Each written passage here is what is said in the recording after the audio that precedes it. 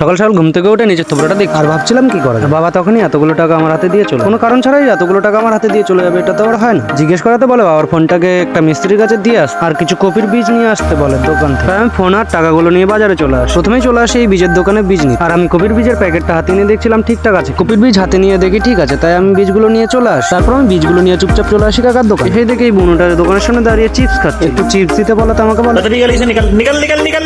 তারপর আমি এদিকে তাকিয়ে দেখি কাকার ম্যানেজার জল খাচ্ছে, তাই ওর দেখে দেখে আমিও একটু জল খেয়ে নিই। জল খাওয়া শেষ হলে জলের বোতলটা আবার ম্যানেজারের হাতে তুলি। তারপর আমি দেখতে পাই এই সাইডে কতগুলো কলা পড়ে আছে। লোভ সামলাতে না পেরে একটা একটা করে অনেকগুলো কলা আমি একাই খেয়ে ফেলি।